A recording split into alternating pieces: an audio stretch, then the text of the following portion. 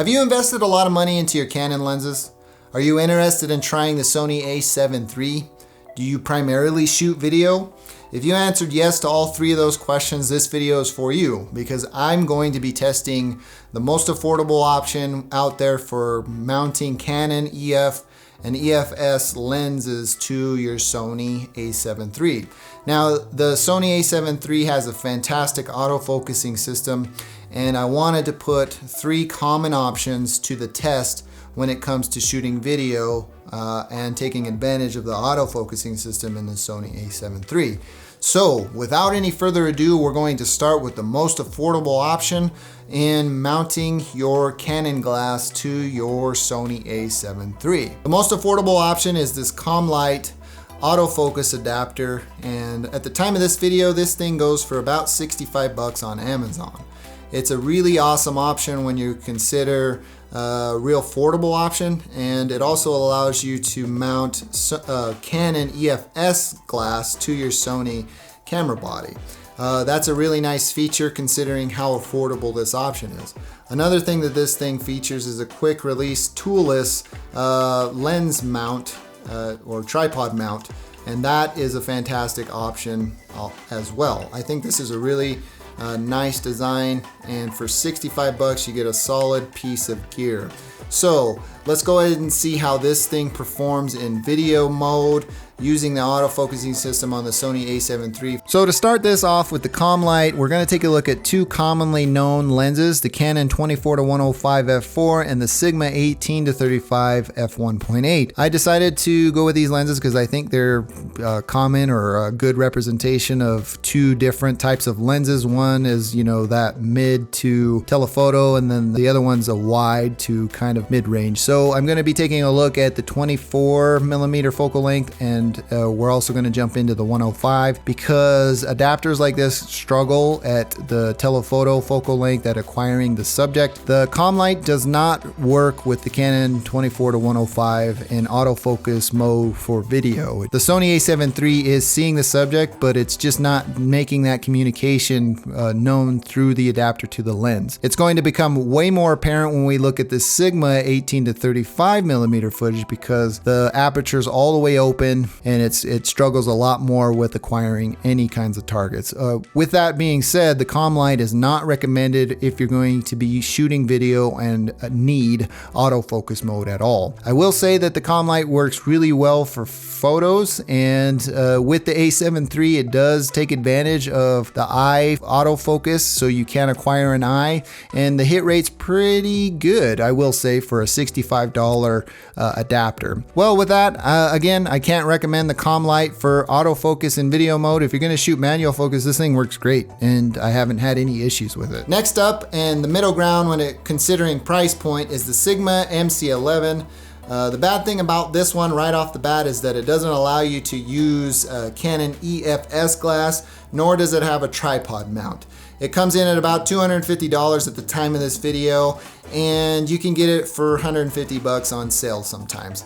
The good thing about this is that it allows you to unlock all of the features on the Sony bodies if you're using Sigma branded lenses. It will also work with Canon glass, but Sigma doesn't guarantee that. So you may be hit or miss considering what lens you're going to be using specifically. So let's go ahead and take a look at some video samples using this adapter. Now the Sigma MC11 is a different story. This thing acquires the subject really quickly and communicates that to even non-Sigma lenses. So with the Canon 24-105, it really just does an awesome job at telling the lens where to focus and keeping that subject in focus. Now I will say that it does struggle at the telephoto, but in my example I wasn't really in frame, so it's not so much a fair judgment, but just to let you know, it doesn't do well at the telephoto range. So at 105 millimeters on the Canon 24-105, it just didn't do that great of a job. Now when we're talking about the Sigma 18-35, it worked almost as native glass. It kept my subject from a far distance at the most wide focal length, and also did a really good job at the telephoto end of the Sigma 18-35. And before we even get to the end of the video, I will say that this lenses perform just as well as the Metabones and is almost half the cost. So it's really sixes if you want to pick this one or the Metabones. Last and probably the most well-known and most expensive is the Metabones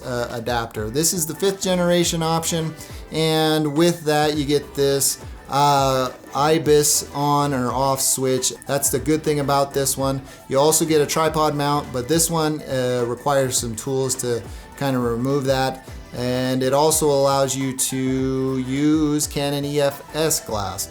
I found this one to work the best. It should. Overall, the lenses that I've used, this one works really well. This one goes for about $400 at the time of this video, but I've seen them go used for about 250 bucks. If you're interested in pricing and availability on any of these, please feel free to hit the links in the description and you can pick one of these up if you're interested in them. So with that being said, let's hop into this final sample of video. Now, taking a look at this sample footage, you're gonna have a difficult time in telling a difference between the Metabones and the MC11. I will say that you will see quite a bit more breathing going on with the Metabones on the 24-105, and that's just because that's the way it functions.